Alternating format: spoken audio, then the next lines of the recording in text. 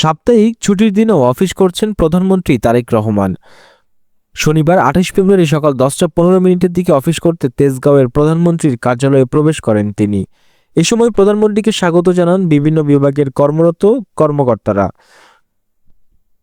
সেখানে কর্মকর্তা কর্মচারী ও অধীনস্থ দপ্তর প্রধানদের সাথে মতবিনিময় করবেন প্রধানমন্ত্রী। এর আগে শনিবার ২১ ফেব্রুয়ারি ছুটির দিনে প্রথমবারের মতো রাজধানীর তেজগাঁও কার্যালয়ে অফিস করেন প্রধানমন্ত্রী তারেক রহমান।